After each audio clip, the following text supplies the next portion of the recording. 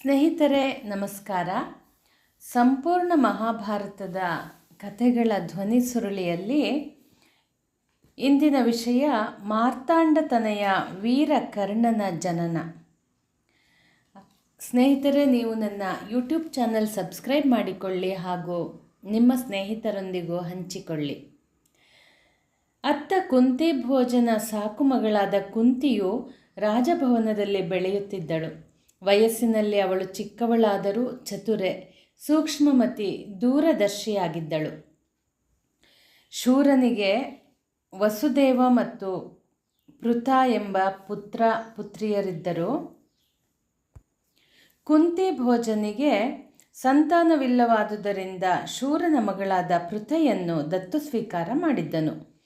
ಕುಂತಿ ಭೋಜನು ಶೂರನ ತಂದೆಯ ತಂಗಿಯ ಮಗನು. ನಾರಿ ಉಭಯ ಕುಲ ಉದ್ಧಾರಿಣಿ, ಹೆಣ್ಣು ಉಭಯ ಕುಲಗಳನ್ನು ಉದ್ಧರಿಸುವವಳು ಎಂಬ ನುಡಿಯಲ್ಲಿ ಅಚಲ ವಿಶ್ವಾಸವನ್ನಿಟ್ಟು ಲಾವಣ್ಯವತಿಯಾದ ಕುಂತಿಯನ್ನು ಅತೀ ಒಲವಿನಿಂದ ಪೋಷಿಸಿದನು. ಒಂದು ದಿನ ಅರಸನಿಗೆ ಎಡಬಿಡದ ರಾಜಕಾರ್ಯವಿತ್ತು. ಪ್ರಜೆಗಳನ್ನು ಒಡಹುಟ್ಟಿದ ಬಂಧುಗಳಂತೆ ಪರಿಪಾಲಿಸುತ್ತಿದ್ದ ಅವನಿಗೆ ಅರೆ ನಿಮಿಷವೂ ವಿರಾಮವಿರಲಿಲ್ಲ. ಆ ದಿವಸ ಮಹಾತ್ಮರಾದ ದೂರ್ವಾಸರು ತಮ್ಮ ಶಿಷ್ಯರೊಂದೊಡಗೂಡಿ ಕುಂತಿ ಭೋಜನ ಅರಮನೆಗೆ ಆಗಮಿಸಿದರು. ರಾಜಕಾರಣದ ಒತ್ತಡದಿಂದಾಗಿ ಮಹಾರಾಜನಿಗೆ ಮಹರ್ಷಿಗಳನ್ನು ಸ್ವಾಗತಿಸಲಾಗಲಿಲ್ಲ. ಕುಪಿತರಾದ ಮುನಿಗಳು ನೃಪತಿಗೆ ಶಾಪವೀಯಲು ಕರವೆತ್ತಿದರು. ಆ ಕೂಡಲೇ ಜಾಣೆಯಾಗಿದ್ದ ಮಗಳು ಕುಂತಿದೇವಿ ತನ್ನ ತಂದೆಯ ಅಚಾತುರ್ಯಕ್ಕಾಗಿ ತಾಪಸರ ಕಾಲಿಗೆರಗಿ ಯಥೋಚಿತವಾಗಿ ಸತ್ಕರಿಸಿ ನ್ಯೂನತೆಯನ್ನು ನಿವಾರಿಸಿದಳು. ಶಾಪ ಕೊಡಲೆತ್ತಿದ ಕೈ ಅನುಗ್ರಹಕ್ಕೆ ಅಣಿಯಾಯಿತು. ಉತ್ತಮರ ಕೋಪ ಕೇವಲ ಕ್ಷಣಕಾಲ. ಅವರ ಮನಸ್ಸು ವಜ್ರಾದಪಿ ಕಠೋರಾಣಿ ಮೃದೂನಿ ಕುಸುಮಾದಪಿ. ವಜ್ರಕ್ಕಿಂತ ಕಠೋರವೂ ಆಗಬಲ್ಲದು, ಕುಸುಮಕ್ಕಿಂತ ಮೃದುವಾಗಲೂಬಹುದು. ಶಾಂತಚಿತ್ತರಾದ ದೂರ್ವಾಸರು ಕುಂತಿಯನ್ನು ಹತ್ತಿರ ಕರೆದರು. ಮಗು, ಅರಮನೆಯ ಸುಖ ದುಯ್ಯಾಲೆಯಲ್ಲಿ ಪವಡಿಸುವವಳಾದರೂ ನೀನು ಸ್ವತಃ ಮುಂದೆ ಬಂದು ಅತಿಥಿ ಸತ್ಕಾರವನ್ನು ಮಾಡಿ ನನ್ನ ಕೋಪವನ್ನು ತಣಿಸಿದೆ. ಎಂತಹ ಆದರ್ಶ ಸಂಸ್ಕಾರ! ಪ್ರಸನ್ನನಾದ ನಾನು ನಿನಗೆ ಅಸದೃಶವಾದ ವರವನ್ನು ಅನುಗ್ರಹಿಸುತ್ತಿದ್ದೇನೆ. ಚಿಗುರುತ್ತಿರುವ ನಿನ್ನ ಬಾಳು ಹಸನಾಗಿ ಫಲಭರಿತವಾಗಲು 5 ಲೋಕಾದಿ ವೀರರು ಆವಿರ್ಭವಿಸುವಂತೆ ವರವನ್ನು ಕರುಣಿಸಿದ್ದೇನೆ. ಯಾವ ದೇವತೆಗಳಿಂದ ಸಂತಾನವನ್ನು ಪಡೆಯಲು ಇಚ್ಛಿಸುವೆಯೋ ಅವರು ಪ್ರತ್ಯಕ್ಷರಾಗಿ ಪುತ್ರಾನುಗ್ರಹ ಮಾಡುವರು. ಋಷಿಗಳು ಪ್ರಸನ್ನರಾಗಿ ತೆರಳಿದರು.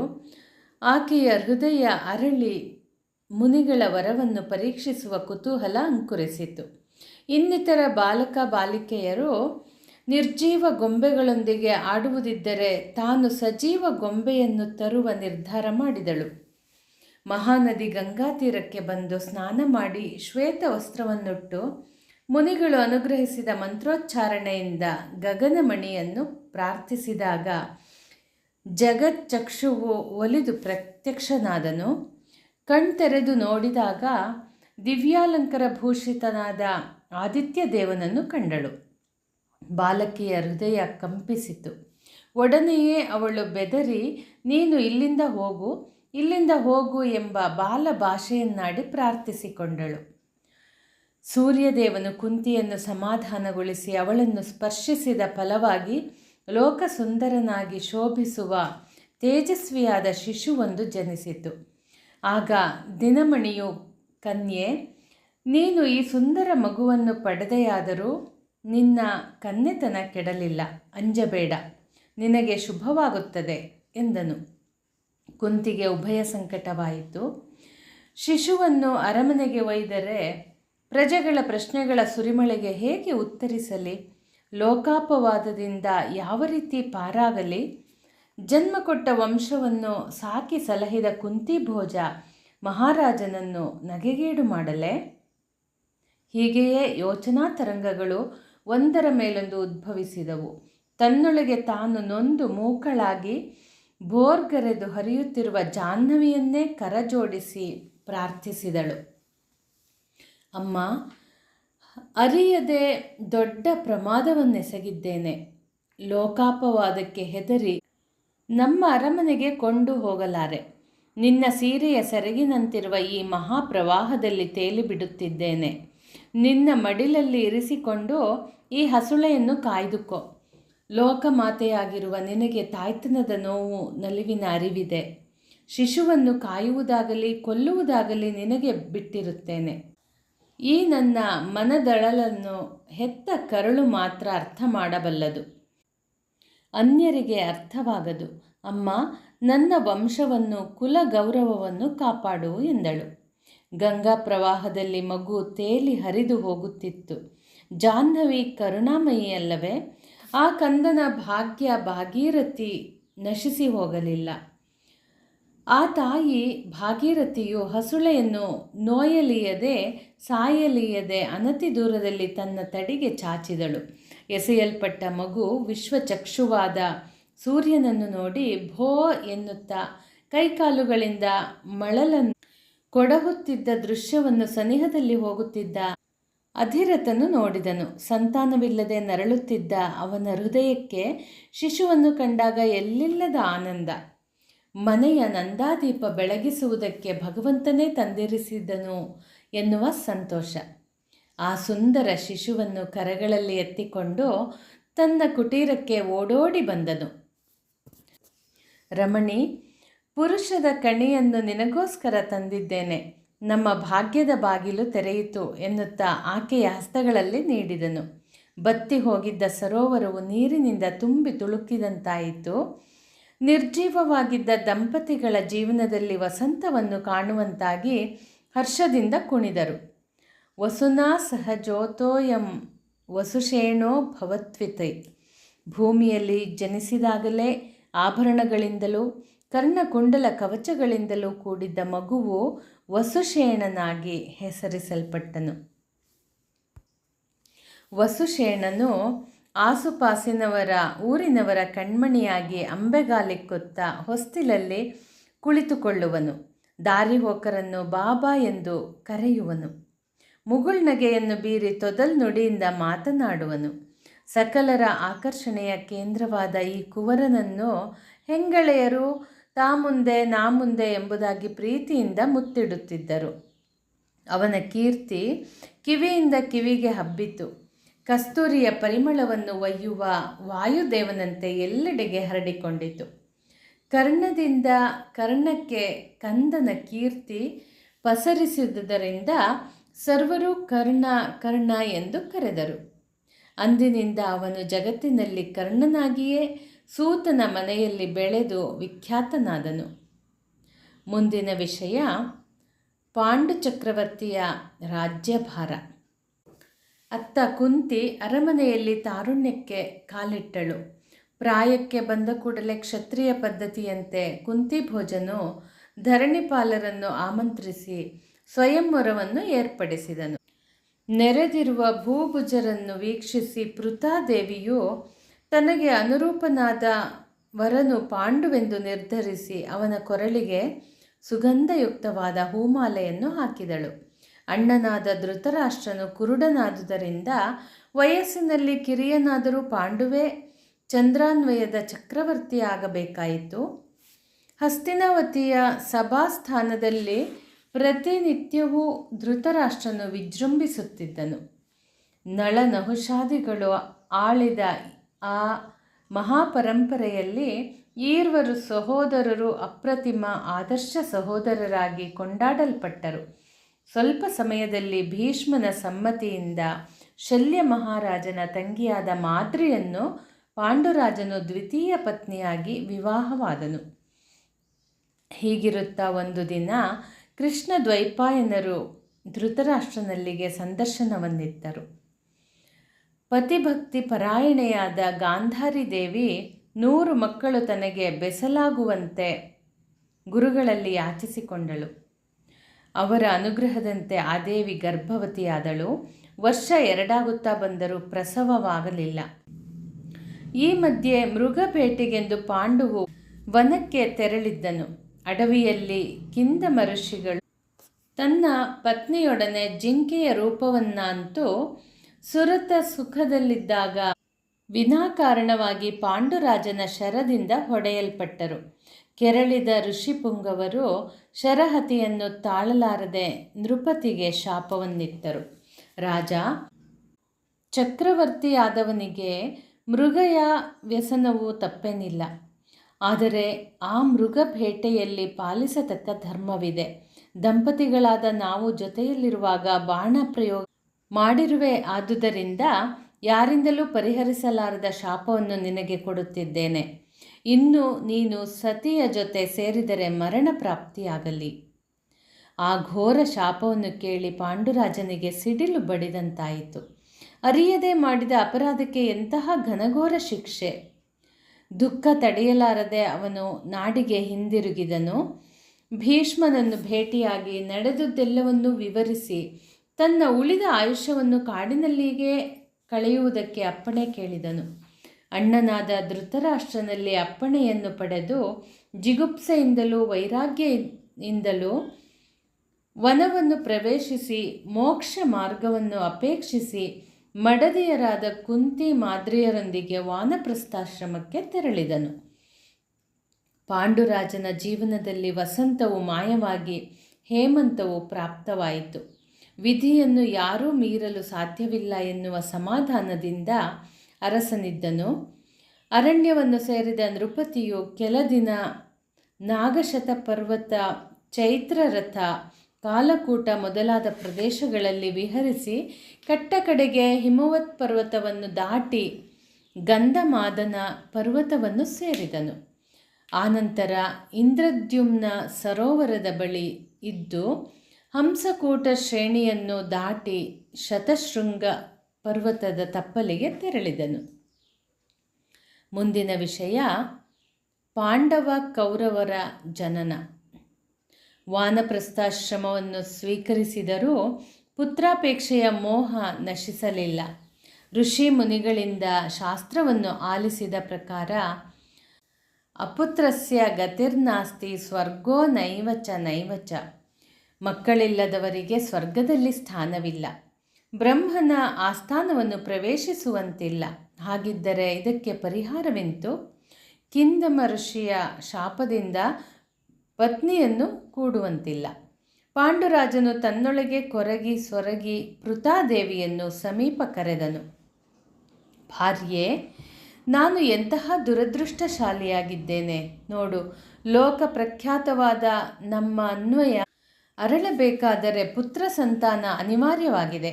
ಶ್ರೇಷ್ಠಳಾದ ನಿನ್ನ ಮತ್ತು ಮಾದ್ರಿಯ ಕರ ಹಿಡಿದಿದ್ದರೂ ನನ್ನ ಮನೋರಥ ನೆರವೇರದಂತಹ ದೌರ್ಭಾಗ್ಯವಂತನಾಗಿದ್ದೇನೆ.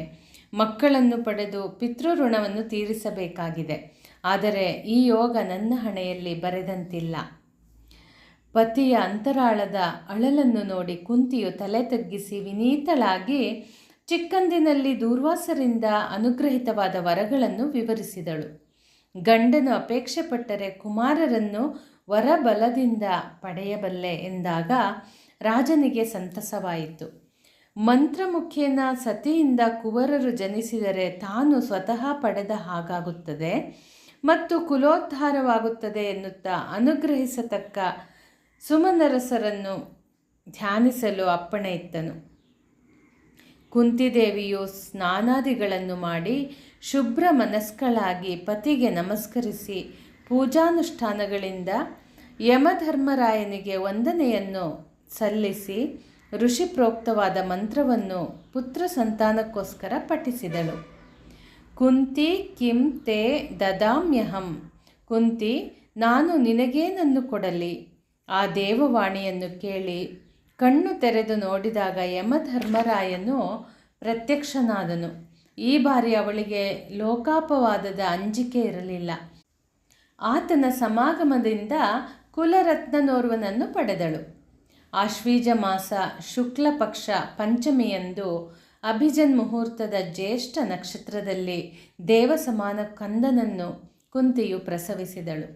ಆ ಶಿಶು ಭಾವಿ ಜೀವನದಲ್ಲಿ ಪ್ರಖ್ಯಾತ ರಾಜನಾಗುವನು, ಅಜಾತ ಶತ್ರುವೆಂದು ಎನಿಸಿಕೊಳ್ಳುವನು ಎಂಬ ದೇವವಾಣಿ ಆಯಿತು. ಆ ಕುಮಾರನೇ ಧರ್ಮರಾಯನೆಂಬ ಅಭಿಧಾನ ಪಡೆದನು. ಪಾಂಡುರಾಜನಿಗೆ ವನದಲ್ಲಿ ಪುತ್ರ ಸಂತಾನವಾದ ವಾರ್ತೆ ಗೂಢಾಚಾರದಿಂದ ಹಸ್ತಿನಾವತಿಯನ್ನು ತಲುಪಿತು. ಭೀಷ್ಮ ವಿದುರಾದಿಗಳಿಗೆ ಎಲ್ಲಿಲ್ಲದ ಆನಂದವಾಯಿತು. ಧೃತರಾಷ್ಟ್ರನ ಚಿತ್ತದಲ್ಲಿ ಕಳವಳವಾಯಿತು. ಗಾಂಧಾರಿಯ ಮಾತ್ಸರ್ಯ ಹೆಚ್ಚಿ ಸಹನೆಯ ಕಟ್ಟೆಯೊಡೆಯಿತು. ಆ ಹಿಂದೆಯೇ ಅವಳು ವೇದವ್ಯಾಸರಿಂದ ಮಂತ್ರಪಿಂಡವನ್ನು ಪಡೆದು ಗರ್ಭಧಾರಣೆ ಮಾಡಿದ್ದಳು. 2 ಸಂವತ್ಸರಗಳು ಕಳೆದರೂ ಪುತ್ರೋತ್ಸವವಾಗಲಿಲ್ಲವೆನ್ನುವ ಕೊರಗಿನೊಂದಿಗೆ ಸೊರಗುತ್ತಿರುವಾಗ ಸವತಿಯಾದ ಕುಂತಿಗೆ ಕುಮಾರನು ಜನಿಸಿದ ವಾರ್ತೆ ಹೃದಯವನ್ನು ಬಿರಿಯಿತು. ಒಡಲ ಭಾರ, ಉದ್ವೇಗ, ಕಾತರ ಮತ್ತು ಮಾತ್ಸರ್ಯದ ಬೇಗೆಯಿಂದ ತನ್ನ ಉದರವನ್ನು 2 ಹಸ್ತಗಳಿಂದಲೂ ಹೊಡೆದುಕೊಂಡಳು. ತತ್ಪರಿಣಾಮವಾಗಿ ವರದತ್ತವಾಗಿ ಉದ್ಭವಿಸಿದ ಗರ್ಭವು ಅಕಾಲವಾಗಿ ಅಕ್ರಮವಾಗಿ ನೆತ್ತರಿಂದ ಅದ್ದಲ್ಪಟ್ಟ ಮಾಂಸ ಮುದ್ದೆಯನ್ನು ಹೊಟ್ಟೆಯೊಳಗಿನಿಂದ ಹೊರದಬ್ಬಿತು. ಗಾಂಧಾರಿಯು ಕೆಟ್ಟ ಪಿಂಡವನ್ನು ನೋಡಲಾರದೆ ಅದನ್ನು ದೂರಕ್ಕೆ ಎಸೆಯಲು ದಾಸಿಯರಿಗೆ ಆಜ್ಞಾಪಿಸಿದಳು. ಮಹರ್ಷಿ ವೇದವ್ಯಾಸರು ಪ್ರತ್ಯಕ್ಷರಾಗಿ, ಹೇ ಪಾಪಿಣಿ, ದೈವ ಒಲಿದರೂ ಅದೃಷ್ಟ ನಿನಗೆ ಒಲಿಯದೇ ಹೋಯಿತು. ಕೊಂದ ಪಾಪ ತಿಂದು ಪರಿಹಾರವೆನ್ನುವಂತೆ ಮಾಡಿದ್ದನ್ನು ನೀನು ಅನುಭವಿಸಬೇಕಾಗುತ್ತದೆ. ನಾಳೆ ಹುಟ್ಟಲಿರುವ ಮಕ್ಕಳು ಈ ನಿನ್ನ ದುಷ್ಟ ಮತ್ಸರ ಪ್ರವೃತ್ತಿಯಿಂದ ತುಂಬಿದರೆ ಆಶ್ಚರ್ಯವೇನಿಲ್ಲ ಎಂದರು. ಆ ಮಹರ್ಷಿಗಳ ವಾಕ್ಯದಂತೆ ಧೃತರಾಷ್ಟ್ರನು ವಿದುರನನ್ನು ಕರೆದು ನಡೆದ ದುರ್ಘಟನೆಯನ್ನು ವಿವರಿಸಿ ಪಿಂಡದ ಮುದ್ದೆಯನ್ನು ಶುದ್ಧೋದಕದಿಂದ ನಿರ್ಮಲಗೊಳಿಸಲು ಆಜ್ಞೆಯಿತ್ತನು. ಪುಟ್ಟ ಹೆಜ್ಜೆಗಾತ್ರದ ಆ 100 ಚೂರುಗಳನ್ನು ಪ್ರತಿಯೊಂದಾಗಿ ತುಪ್ಪದ ಬೇರೆ ಬೇರೆ ಪಾತ್ರೆಗಳಲ್ಲಿಟ್ಟು ಮಂತ್ರಿಸಿದರು. ಕೆಲ ಸಮಯ ಕಳೆಯಿತು. ಪಾಂಡುರಾಜನು ಪುನಃ ಕುಂತಿಯನ್ನು ಕರೆದು ಧರ್ಮಿಷ್ಠನಾದ ಮಗನಿಗೆ ಅನುಕೂಲನಾದ ಇನ್ನೊಬ್ಬ ಲೋಕೈಕ ವೀರನನ್ನು ಪಡೆಯುವುದಕ್ಕೆ ಅಪ್ಪಣೆ ನೀಡಿದನು. ಕುಂತಿಯು ಶುಚಿರ್ಭೂತಳಾಗಿ ಸಕಲ ಜೀವಿಗಳ ಪ್ರಾಣಾಧಾರವಾದ ವಾಯುದೇವನನ್ನು ಪ್ರಾರ್ಥಿಸಿದಳು. ಅವನು ಪ್ರಸನ್ನನಾಗಿ ಮಹಾಶಕ್ತಿವಂತನಾದ ಪುತ್ರನನ್ನು ಅನುಗ್ರಹಿಸಿದನು. ಜಗತ್ತಿನಲ್ಲಿ ಸರ್ವರನ್ನೂ ಮೀರಿಸುವ ಶಕ್ತಿವಂತನಾಗಿ ಮೆರೆಯುವನೆನ್ನುವ ಅಶರೀರವಾಣಿಯಾಯಿತು. ಭೀಮ ಪರಾಕ್ರಮನಾದ ಭೀಮಸೇನನು ಶ್ರಾವಣ ಮಾಸ ಕೃಷ್ಣ ಪಕ್ಷ ತ್ರಯೋದಶಿಯಂದು ಮಖ ನಕ್ಷತ್ರದಲ್ಲಿ ಜನಿಸಿದನು. ವಾಯುಪುತ್ರನು ಧರೆಯಲ್ಲಿ ಉದಿಸಿದ ರಾತ್ರೆ ಹಸ್ತಿನಾವತಿಯಲ್ಲಿ ಘೃತ ಭಾಂಡವೊಂದು ಒಡೆದು ಕೂಸೊಂದರ ಜನನವಾಯಿತು. ಧೃತರಾಷ್ಟ್ರ ಮತ್ತು ಗಾಂಧಾರಿ ಸಂತಸ ಚಿತ್ತರಾದರು. ಆ ಗಳಿಗೆಯಲ್ಲಿ ಉಲ್ಕಾಪಾತವಾಯಿತು. ನರಿಗಳು ಅರಚಿದವು. ಎಲ್ಲೆಲ್ಲಿಯೂ ಅಪಶಕುನ ಗೋಚರಿಸಿತು. ಅಚ್ಚರಿಗೊಂಡು ಅದನ್ನು ವೀಕ್ಷಿಸಿದ ಸೂಕ್ಷ್ಮಮತಿ ಸಜ್ಜನ ಶಿಖಾಮಣಿ ವಿದುರನು ಅಣ್ಣನಾದ ಗತಾಕ್ಷನನ್ನು ಎಚ್ಚರಿಸಿದನು. ಅಣ್ಣ, ಧೃತರಾಷ್ಟ್ರ ಭೂಪತಿ, ಪ್ರಕೃತಿಯಲ್ಲಿ ತೋರುತ್ತಿರುವ ಈ ದುಶ್ಶಕುನಗಳು ನಮ್ಮ ಕುಲಕ್ಕೆ ಭವಿಷ್ಯತ್ತಿನಲ್ಲಿ ಸಂಭವಿಸಲಿರುವ ಅಪಾಯವನ್ನು ಸೂಚಿಸುತ್ತವೆ. ಆ ಮಹಾ ವಿಪತ್ತಿಗೆ ಈಗ ಹುಟ್ಟಿದ ಮಗನೇ ಕಾರಣನಾಗಬಹುದಾದುದರಿಂದ ಅವನನ್ನು ತ್ಯಜಿಸಿಬಿಡು. ತ್ಯಜೇದೇಕಂ ಕುಲಸ್ಯಾರ್ಥೆ ಗ್ರಾಮಸ್ಯಾರ್ಥೆ ಕುಲಂ ತ್ಯಜೇತ್, ಗ್ರಾಮಂ ಜನಪದಸ್ಯಾರ್ಥೆ ಆತ್ಮಾರ್ಥೆ ಪೃಥ್ವೀಂ ತ್ಯಜೇತ್. ಈ ಶ್ಲೋಕದಲ್ಲಿ ಹೇಳುವಂತೆ ಒಂದು ಗ್ರಾಮದ ಹಿತಕ್ಕಾಗಿ ಕುಲವನ್ನು, ದೇಶದ ಹಿತಾರ್ಥಕ್ಕಾಗಿ ಗ್ರಾಮವನ್ನು, ಆತ್ಮೋದ್ಧಾರಕ್ಕಾಗಿ ಪೃಥ್ವಿಯನ್ನು ತ್ಯಜಿಸಬಹುದು. ಆದುದರಿಂದ ಚಂದ್ರಕುಲಾನ್ವಯದ ಸಂರಕ್ಷಣೆಗಾಗಿ, ಉದ್ಧಾರಕ್ಕಾಗಿ ಈ ಶಿಶುವನ್ನು ವರ್ಜಿಸಿಬಿಡು. ವಿದುರನ ನೀತಿವಾಕ್ಯಗಳು ಅಂಧ ನೃಪಾಲನಿಗೆ ಪಥ್ಯವಾಗಲಿಲ್ಲ. ಅನಂತರ 1 ತಿಂಗಳಲ್ಲಿ 99 ಕುವರರು ಮತ್ತು ಸೌಂದರ್ಯವತಿಯಾದ ಕೂಸೊಬ್ಬಳು ಜನಿಸಿದಳು. ಆ ಹೆಣ್ಣು ಕೂಸಿಗೆ ದುಶ್ಶೀಲೆ ಎಂದು ನಾಮಕರಣವಾಯಿತು. ಧೃತರಾಷ್ಟ್ರನನ್ನು ಉಪಚರಿಸುತ್ತಿದ್ದ ವೈಶ್ಯ ಸ್ತ್ರೀಯೋರ್ವಳಲ್ಲಿ ಒಂದು ಗಂಡು ಮಗು ಪ್ರಸವಿಸಿತು. ಅವನಿಗೆ ಯುಯುತ್ಸು ಎಂದು ಹೆಸರಿಸಿದರು. ಧೃತರಾಷ್ಟ್ರ ಮತ್ತು ಗಾಂಧಾರಿಯಲ್ಲಿ ಜನಿಸಿದ 100 ಪುತ್ರರು ಬೇರೆ ಬೇರೆ ಅಭಿಧಾನದಿಂದ ಶುಕ್ಲಪಕ್ಷದ ಚಂದ್ರನಂತೆ ಅರಮನೆಯಲ್ಲಿ ಬೆಳೆದರು. ಧೃತರಾಷ್ಟ್ರನ 100 ಪುತ್ರರು ದುರ್ಯೋಧನ, ದುಶ್ಯಾಸನ, ದುಸ್ಸಹ, ದುಶ್ಯಲ, ಜಲಸಂಧ, ಸಮ, ಸಹ, ವಿಂದ, ಅನುವಿಂದ, ದುರ್ದರ್ಶ, ಸುಬಾಹು, ದುಷ್ಪ್ರದರ್ಶನ, ದುರ್ಮರ್ಷಣ, ದುರ್ಮುಖ, ದುಷ್ಕರ್ಣ, ಕರ್ಣ, ವಿವಿಂಶತಿ, ವಿಕರ್ಣ, ಶಲ, ಸತ್ವ, ಸುಲೋಚನ, ಚಿತ್ರ, ಉಪಚಿತ್ರ, ಚಿತ್ರಾಕ್ಷ, ಚಾರುಚಿತ್ರ, ಶರಾಸನ, ದುರ್ಮದ, ದುರ್ವಿಗಾಹ, ವಿವುತ್ಸು, ವಿಕಟಾನನ, ಊರ್ಣನಾಭ, ಸುನಾಭ, ನಂದ, ಉಪನಂದ, ಚಿತ್ರಬಾಣ, ಚಿತ್ರವರ್ಮ, ಸುವರ್ಮ, ದುರ್ವಿರೋಚನ, ಅಯೋಬಾಹು, ಮಹಾಬಾಹುವಾದ ಚಿತ್ರಾಂಗ, ಚಿತ್ರಕುಂಡಲ, ಭೀಮವೇಗ, ಭೀಮಬಲ, ಬಲಾಕಿ, ಬಲವರ್ಧನ, ಉಗ್ರಾಯುಧ, ಸುಷೇಣ, ಕುಂಡೋದರ, ಮಹೋದರ, ಚಿತ್ರಾಯುಧ, ನಿಷಂಗಿ, ಪಾಶಿ, ವೃಂದಾರಕ, ದೃಢವರ್ಮ, ದೃಢಕ್ಷತ್ರ, ಸೋಮಕೀರ್ತಿ, ಅನೂದರ, ದೃಢಸಂಧ, ಜರಾಸಂಧ, ಸತ್ಯಸಂಧ, ಸದಸ್ಸುವಾಕ್, ಉಗ್ರಶ್ರವಸ, ಉಗ್ರಸೇನ, ಸೇನಾನಿ, ದುಷ್ಪರಾಜಯ, ಅಪರಾಜಿತ, ಪಂಡಿತಕ, ವಿಶಾಲಾಕ್ಷ, ದುರಾಧರ, ದೃಢಹಸ್ತ, ಸುಹಸ್ತ, ವಾತವೇಗ, ಸುವರ್ಚಸ, ಆದಿತ್ಯಕೇತು, ಬಹುವಾಶಿ, ನಾಗದತ್ತ, ಅಗ್ರಯಾಯಿ, ಕವಚಿ, ಕ್ರತನ, ದಂಡಿ, ದಂಡಧಾರ, ಧನುರ್ಗ್ರಹ, ಉಗ್ರ, ಭೀಮರಥ, ವೀರಬಾಹು, ಅಲೋಲುಪ, ಅಭಯ, ರೌದ್ರಕರ್ಮ, ದೃಢರಥಾಶ್ರಯ, ಅನಾದೃಶ್ಯ, ಕುಂಡಬೇದಿ, ಚಿತ್ರಕುಂಡಲನಾದ, ವೀರಾವಿ, ಪ್ರಮಥ, ಪ್ರಮಾಥಿ, ವೀರ್ಯವಂತನಾದ, ದೀರ್ಘರೋಮ, ದೀರ್ಘಬಾಹು, ಮಹಾಬಾಹುವಾದ, ವ್ಯೂಢೋದ, ಕನಕಧ್ವಜ, ಕುಂಡಾಶಿ, ವಿರಜಸ. ಆ ಶತಪುತ್ರರು ಮತ್ತು ಯುಯುತ್ಸು ಮಗಳು ದುಶ್ಶೀಲೆ ಇವರ ಬಾಲಕೇಳಿಯೊಂದಿಗೆ ಹಸ್ತಿನಾವತಿಯ ರಾಜಸೌಧ ತುಂಬಿತು. ಅತ್ತ ಒಂದು ದಿನ ಕಾಡಿನಲ್ಲಿ ಶಿಶುವಾದ ಭೀಮನು ತನ್ನ ತಾಯಿಯ ತೊಡೆಯಲ್ಲಿದ್ದಾಗ ಹುಲಿಯೊಂದು ಗರ್ಜಿಸಿಕೊಂಡು ಬಂತು. ಅದರ ಹೆದರಿಕೆಯಿಂದ ಕುಂತಿಯು ತಟ್ಟನೆ ಎದ್ದಾಗ ಮಗುವು ತೊಡೆಯಿಂದ ಜಾರಿ ಕೆಳಗೆ ಬಿತ್ತು. ಬಿದ್ದೊಡನೆ ಘೋರ ಸದ್ದಾಗಿ ವ್ಯಾಘ್ರವು ಮೇಲೆ ಹಾರುವ ಬದಲು ಆ ಶಬ್ದಕ್ಕೆ ಹೆದರಿ ಓಡಿತು. ಪಾಂಡುರಾಜನು ಹಾಗೂ ಭಯಪಟ್ಟ ಕುಂತಿದೇವಿ ಧಾವಿಸಿ ಮಗುವಿಗೆ ಏನಾಯಿತು ಎಂದು ಕೆಳಗೆ ಕಣ್ಣು ಹಾಯಿಸಿದಾಗ ಕೂಸು ಕಿಲಕಿಲನೆ ನಗುತ್ತಾ ಆಕಾಶವನ್ನು ವೀಕ್ಷಿಸಿತು. ಅರ್ಭಕನ ಶರೀರವು ಜರ್ಜರಿಸಿ ಹೋಗುವ ಬದಲಾಗಿ ಆ ಬೃಹತ್ ಬಂಡೆಯೇ ಒಡೆದು ಚೂರು ಚೂರಾಯಿತು. ಭೀಮನು ಹುಟ್ಟಿಕೊಂಡಾಗಲೇ ತನ್ನ ಅಮೋಘ ಶಕ್ತಿಯ ದರ್ಶನವನ್ನು ಮಾತಾಪಿತರಿಗೆ ಮಾಡಿಸಿದನು. ಪಾಪ, ಮಾತಾಪಿತೃಗಳು ಭೀಮನ ಅದ್ಭುತ ಶಕ್ತಿಯನ್ನು ಅರಿಯದೆ ಋಷಿಮುನಿಗಳಿಂದ ಮಂತ್ರೋದಕ ಪ್ರೋಕ್ಷಣೆ ಮಾಡಿಸಿ ರಕ್ಷಾಯಂತ್ರವನ್ನು ಬಂಧಿಸಿದರು. ಆ ಮಹಾವೀರರನ್ನು ಪಡೆದ ರಾತ್ರಿ ಗಾಂಧಾರಿಯು ದುರ್ಯೋಧನನನ್ನು ಪಡೆದಳು. ರಾಜನಾದ ಪಾಂಡುವು ಕುಂತಿಯಿಂದ ಇನ್ನೋರ್ವ ಸುತನನ್ನು ಬಯಸಿದನು. ಆಕೆ ಸುಮನಸರ ಒಡೆಯನಾದ ದೇವೇಂದ್ರನನ್ನು ಸ್ತುತಿಸಿ ಪೂಜಾದಿಗಳನ್ನು ಗೈದಳು.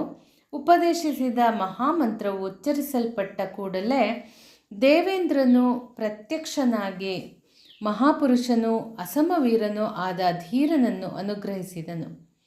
ಫಾಲ್ಗುಣ ಮಾಸದ ಫಲ್ಗುನಿ ನಕ್ಷತ್ರದ ಕಡೆಯ ಪಾದದಲ್ಲಿ ಲೋಕೈಕ ವೀರನಾದ ಅರ್ಜುನನು ಆವಿರ್ಭವಿಸಿದನು.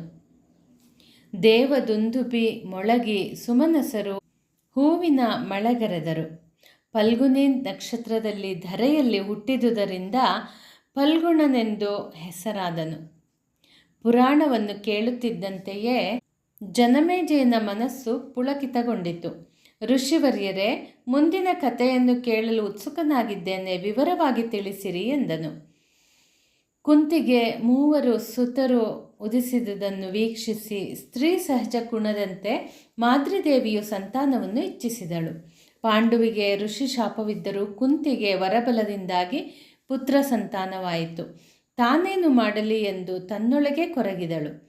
ಪಾಂಡು ನೃಪತಿಯು ಕಿರಿಯವಳ ಮನೋ ಇಂಗಿತವನ್ನು ಅರಿತು ಕುಂತಿಗೆ ಅರುಹಿದನು. ಹಿರಿಯಳಾಗಿದ್ದ ಆಕೆ ತನ್ನ ಹಿರಿತನವನ್ನು ಪ್ರದರ್ಶಿಸಿದಳು. ತಂಗಿ ಮಾದ್ರಿಗೆ ಪದ್ಮಾಸನವನ್ನು ಬಲಿದು ಕುಳ್ಳಿರುವಂತೆ ಆದೇಶಿಸಿ ತನ್ನ ಬಳಿ ಉಳಿದಿರುವ ಒಂದು ಮಂತ್ರವನ್ನು ಧಾರೆ ಎರೆದಳು. ಪ್ರಸನ್ನ ಚಿತ್ತಳಾದ ಮಾದ್ರಿಯು ಮಿಂದು ಮಡಿಯನ್ನುಟ್ಟು ಅಶ್ವಿನಿ ದೇವತೆಗಳನ್ನು ಭಕ್ತಿಯಿಂದ ಪ್ರಾರ್ಥಿಸಿದಾಗ ಪ್ರತ್ಯಕ್ಷರಾದ ಅಶ್ವಿನಿ ದೇವತೆಗಳು ಆಕೆಗೆ ಲೋಕಮೋಹಕರಾದ ಅವಳಿ ಮಕ್ಕಳನ್ನು ಕರುಣಿಸಿದರು. ರೂಪಾತಿಶಯದಿಂದ ಇನ್ನಿತರರಿಗೆ ಹೋಲಿಸಲು ಸಾಧ್ಯವಾಗದಷ್ಟು ಸುಂದರನಾಗಿರುವುದರಿಂದ ಮೊದಲನೆಯವನು ನಕುಲನೆಂದು ಎನಿಸಿಕೊಂಡನು. ಭವಿಷ್ಯವನ್ನು ನುಡಿಯುವ ಅಗಾಧ ಜ್ಞಾನವನ್ನು ಹೊಂದಿರುವುದರಿಂದ ಎರಡನೆಯವನು ಸಹದೇವನೆಂದು ನಾಮಕರಣಗೊಂಡನು. ಇಬ್ಬರು ಮಕ್ಕಳು ವೈಶಾಖ ಬಹುಳ ಚತುರ್ದಶಿ ಶುಕ್ರವಾರ ಮೃಗಶಿರ ನಕ್ಷತ್ರದ ಪ್ರಥಮ ಪಾದದಲ್ಲಿ ಆವಿರ್ಭವಿಸಿದರು. ಭೇರಿ, ನಗಾರಿ, ತಾಳ, ತಮ್ಮಟೆಗಳು ಬಾರಿಸಲ್ಪಟ್ಟವು. ಮಂಗಳ ವಾದ್ಯಗಳು ಮೊಳಗಿದವು. ವೈರಾಗ್ಯದಿಂದ ನಾಡನ್ನು ಬಿಟ್ಟು ಕಾಡನ್ನು ಸೇರಿದ್ದರೂ 5 ಮಂದಿ ಕುವರರ ಲಾಲನೆ ಪಾಲನೆಗಳಲ್ಲಿ ಮಗ್ನನಾದುದರಿಂದ ಜೀವನದಲ್ಲಿ ಮಹಾರಾಜನಿಗೆ ಹೊಸ ಹುರುಪು ಉದಿಸಿ ಪುತ್ರರ ಬಾಲಕೇಳಿಯ ವಿನೋದದ ಸಿರಿಯ ಇದಿರಿಗೆ ಅಮರಾವತಿಯ ವೈಭವವು ನಗಣ್ಯವೆನಿಸಿತು. ಆ ಶುಭ ಸಮಾಚಾರವನ್ನು ಕೇಳಿದ ವಸುದೇವನು ಪುರೋಹಿತರಾದ ಕಶ್ಯಪರ ಮೂಲಕ ಪಾಂಡುರಾಜನಿಗೆ ಕರಿ, ತುರಗ, ರತ್ನದ ರಾಶಿಯನ್ನು ಕಳಿಸಿದನು.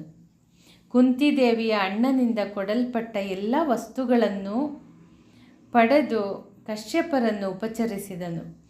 ಅವರ ಅಭಿಪ್ರಾಯದಂತೆ 5 ಕುವರರಿಗೆ ನಾಮಕರಣ ಚೌಲೋಪನಯನಗಳನ್ನು ಮಾಡಿಸಿದನು. ಮೊದಲನೆಯವನು ಧರ್ಮದ ಸಾಕಾರ ಮೂರ್ತಿಯಾದುದರಿಂದ ಧರ್ಮರಾಯ, ಎರಡನೆಯವನು ಭೀಮ ಪರಾಕ್ರಮಿಯಾದುದರಿಂದ ಭೀಮಸೇನ, ಮೂರನೆಯವನು ಅರ್ಜುನ, 4 ಮತ್ತು 5ನೆಯವರು ನಕುಲ ಸಹದೇವರೆಂಬುದಾಗಿ ಅಭಿಧಾನ ಪಡೆದರು. ಸ್ನೇಹಿತರೆ, ಮುಂದಿನ ಸಂಚಿಕೆಯಲ್ಲಿ ಮತ್ತೆ ಮುಂದುವರೆಸೋಣ. ಧನ್ಯವಾದಗಳು.